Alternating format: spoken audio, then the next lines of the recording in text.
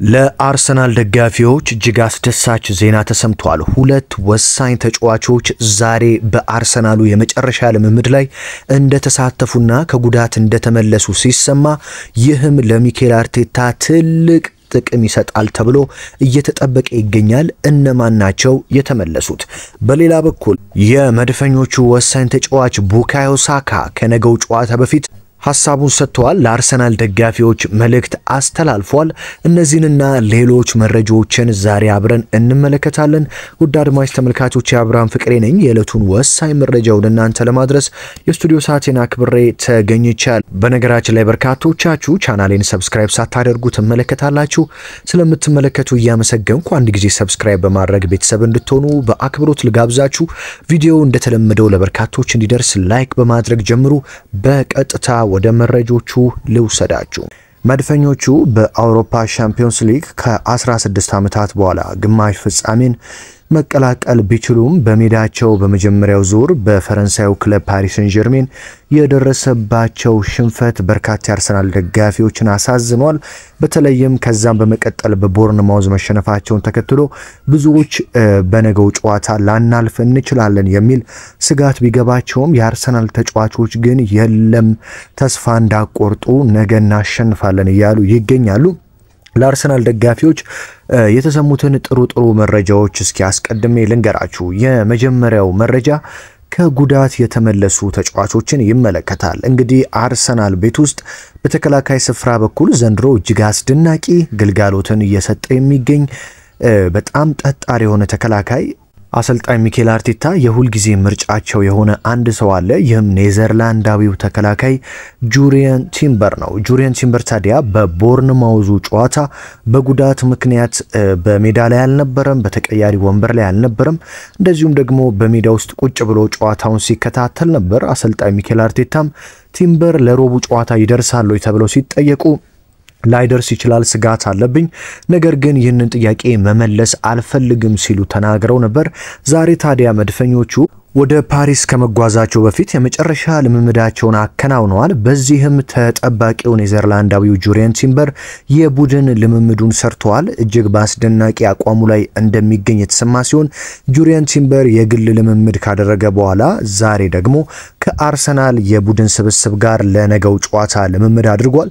ይህም እንግዲህ ለአርሰናል በጣም ጠቃሚ ጉዳይ ነው። ምክንያቱም ጁሪየን ቲምበር በባለፈውም ኪቪቻ ክቫራትስኬሊያን እንግዲህ ለመቆጣጠር የቻለውን ሁሉ ሲጥር ታይቷል። ታዲያ ጁሪየን ቲምበር ከሌለ በዛ በኩል ቤን ዋይት ነበር የሚሰለፈው። ታዲያ ቤን ዋይት ደግሞ ክቫራትስኬሊያን ለመያዝ ይቸገራል፣ ቲምበር ይሻላል በሚል ብዙዎች ሐሳብ ያነሱ ነበር። ታዲያ ቲምበር መመለሱን ተከትሎ በቋሚ አሰላለፍ ውስጥ ይገባል ወይስ ቤን ዋይት ተመራጭ ይሆናል የሚለው ጥያቄ ውስጥ የሚገባ ቢሆንም ወደ ልምምድ መመለሱ ግን ለአርሰናል አማራጭ ይሰጣል። ሌላኛው ወሳኝ ተጫዋች ደግሞ ጣሊያናዊው ሪካርዶ ካላፊዮሪ ወደ ልምምድ ዛሬ ተመልሷል።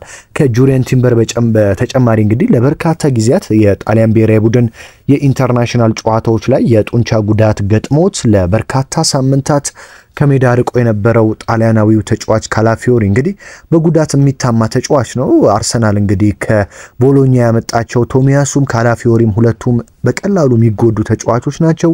ካላፊዮሪም ዘንድሮ ለአርሰናል በቂውን ግልጋሎት አልሰጠም። ወጣ ገባ እያለ በጉዳት ብዙ ጊዜ ይቀመጣል። ታዲያ ዛሬ በነበረው የሶባ ሪያሊቲ የአርሰናል የመጨረሻው ልምምድ ላይ እንግዲህ ተሳትፏል። ይህም ለሚኬል አርቴታ እንግዲህ በተከላካይ ስፍራ በኩል ብዙ ምርጫዎችን ይሰጣቸዋል ተብሎ ይጠበቃል።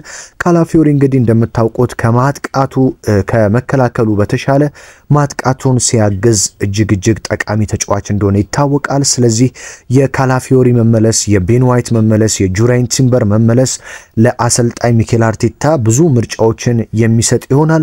በነገው ጨዋታ ቶማስ ፓርቴም የመሰለፉ ጉዳይ እውን ስለሆነ ሚኬል ሜሪኖ፣ ትሮሳርድ፣ ማርቲኔሊ፣ ሳካ ለሚኬል አርቴታ በርካታ ምርጫዎችን የሚሰጡ ናቸው።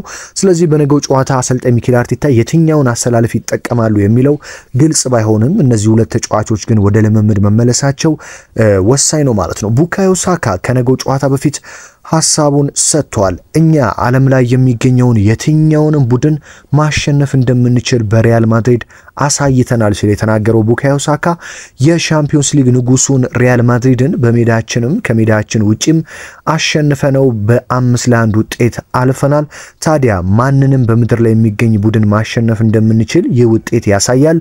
ለነገው ጨዋታም ተዘጋጅተናል ሲል ነው ቡካዮ ሳካ የተናገረው። ስለ ፓሪስ ሰን ጀርሜኑ ተከላካይ ኑኖ ሜንዴስ የተጠየቀው ቡካዮ ሳካ ከኑኖ ሜንዴስ ጋር ሜዳ ላይ ጥሩ ጦርነት ነበር። እሱ በጣም ፈጣንና ጠንካራ ፉልባክ ተከላካይ ነው። እኔ ሁሌም እንዲህ አይነት ፈተናዎችን መጋፈጥ ያስደስተኛል። እናም በኤምሬትሱ ጨዋታ ከሜንዴስ ጋር እልህ አስጨራሽ ትግል አድርገናል። በእውነት ለመናገር ሜንዴስ ብቻ ሳይሆን በርካታ የፓሪስ ሰን ጀርሜን ተጫዋቾች እኔን ሲይዙ ነበርም። እሱም ወደፊት ገብቼ አደጋ እንዳልፈጠር እኔን ለማቆም በነበረው እልህ አስጨራሽ ፉክክር ተደስቻለሁ። እናም በድጋሚ ፓሪስ ላይ ከሜንዴስ ጋር ሜዳ ላይ ለምናደርገው የሜዳ ላይ ጦርነት ተዘጋጅቻለሁ። ጨዋታው እስኪደርስና ድጋሚ እስከምፋለም እጓጓለሁ ያለው ቡካዮ ሳካ ምናልባት ኤምሬትስ ላይ በነበረን ጦርነት ሜንዴስ ጦርነቱን በድል ተወጥቷል ብዬ አስባለሁ። ረቡዕ ምሽት በእነሱ ሜዳ በምናደርገው አስጨራሽ ጦርነት ደግሞ እኔ በድል ለመወጣት ተዘጋጅቻለሁ ሲል ነው ቡካዮ ሳካ የተናገረው።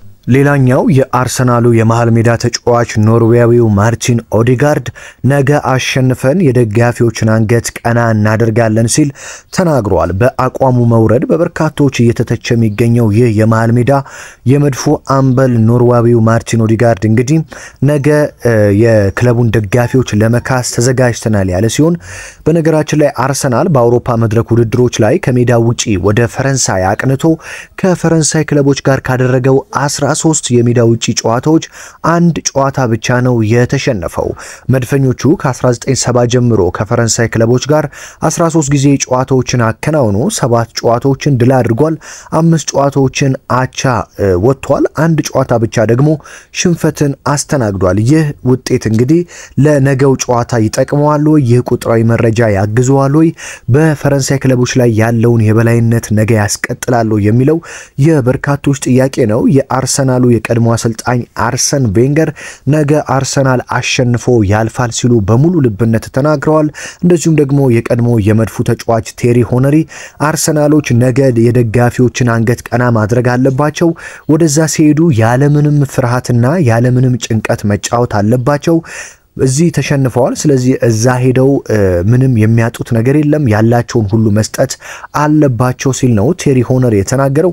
በነገራችን ላይ በርካታ የእግር ኳስ ተንታኞች አርሰናል ነገ ይቀለብሰዋል እያሉ ይገኛሉ። ምክንያቱም ደግሞ ሲጠየቁ በመጀመሪያው ጨዋታ አርሰናል በመሃል ሜዳ የተወሰደበት ብልጫ የቶማስ ፓርቴ አለመኖር ነው። አርሰናል በቦርንማውስ 2-1 በተሸነፈበት ጨዋታ በመጀመሪያው አጋማሽ ቶማስ ፓርቴ በሜዳ ውስጥ በመኖሩ ዲክላን ራይስ ወደፊት እየሄደ የአርሰናል ተጫዋቾችን ምን ያህል እንዳገዘ አይታችኋል።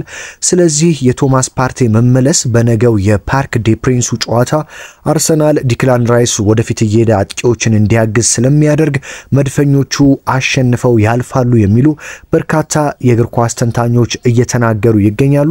አርሰናል እንግዲህ በነገው ዕለት ምን አይነት አሰላለፍ ይጠቀማል የሚለው የብዙዎች ጥያቄ ሲሆን አርሰናል ነገ ሊጠቀም የሚችለው አሰላለፍ እንግዲህ ይህንን ይመስላል።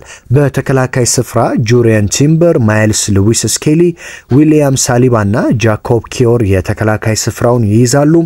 በመሃል ሜዳ በኩል ደግሞ የተከላካይ አማካኝ ቶማስ ፓርቴ፣ ፊት ለፊት ደግሞ ከሱ ፊት የሚቆሙት ዲክላን ራይስ እና ማርቲን ኦዲጋርድ ይሆናሉ ተብሎ ይጠበቃል። ከፊት ለፊት ጋብሪኤል ማርቲኔሊ እንደዚሁም ቡካዮ ሳካና በፊት ለፊት አጥቂነት ትሮሳርድ ይሆናል የሚሉ ግምቶች አሉ። ነገር ግን አንዳንዶች ትሮሳርድና ሚኬል ሜሪኖን ማናቸው ይሰለፋሉ የሚለው ግራ አጋቢ ሲሆን ወይ ሚኬል ሜሪኖ ቋሚ ሆኖ ትሮሳርድ ተቀያሪ ይሆናል፣ አሊያም ትሮሳርድ ቋሚ ሆኖ ሚኬል ሜሪኖ ተቀያሪ ሊሆን ይችላል። አርቴታ ከዚህ ውጪ የሚወስኑ ከሆነ ደግሞ ማርቲኔሊን የተቀያሪ ወንበር ላይ አስቀምጠው ትሮሳርድን በማርቲኔሊ በኩል አድርገው ሚኬል ሜሪኖን በመሃል አጥቂነት ቡካዮ ሳካን ይጠቀማሉ ተብሎ ይጠበቃል። ዛሬ ምሽት ኢንተር ሚላን ከባርሴሎና በተጠባቂው የአውሮፓ ሻምፒዮንስ ሊግ ግማሽ ፍጻሜ ለማለፍ ሁለተኛ ጨዋታቸውን ያደርጋሉ። ይህ ጨዋታ እንግዲህ በመጀመሪያው በባርሴሎና ስቴዲዮ ኦሎምፒኮ በነበረው ጨዋታ 3-3 እንደተለያዩ ይታወቃል። አንደኛውን የፍጻሜ ተፋላሚ ዛሬ እንለያለን። ነገ ደግሞ ከፈረንሳዩ ክለብ ፓሪስ ሰን ዠርሜን ወይስ አርሰናል የሚለው የሚታወቅ ይሆናል። እስኪ አርሰናል በነገው ጨዋታ የትኛውን አሰላለፍ ይጠቀማል ብላችሁ ታስባላችሁ? እንደዚሁም ደግሞ ዛሬ ኢንተር ሚላን ከባርሴሎና የሚያደርጉትን ጨዋታ ማን ለፍጻሜ ያልፋል የሚለውን ግምታችሁን በኮሜንት መስጫው ሳጥን ውስጥ አስቀምጡልኝ። ውድ አድማጭ ተመልካቾች የአብርሃም ፍቅሬ ነበርኩ። የዕለቱን ወሳኝ ጥንክር ወደ እናንተ አደረስኩኝ። በነገራችን ላይ ቻናላችን በአጭር ጊዜ እጅግ ተወዳጅነትን አትርፏል። ከሀገር ውስጥ ከሀገር ውጭ ያላችሁ ስፖርት አፍቃሪያን የደውል ምልክቷን በመጫን ቤተሰብ በመሆን በየዕለቱ ወሳኝ መረጃዎችን ማግኘት ትችላላችሁ። አሰልጣኝ ሚኬል አርቴታና ሉዊስ ኤንሪኬ ከነገው ጨዋታ በፊት የሚሰጡትን ጋዜጣዊ መግለጫ ደግሞ በሌላኛው ዜና ጥንክሬ የማቀርብላችሁ ይሆናል። በሌላ መረጃ እስከምንገናኝ ሰላም ተመኘውላችሁ።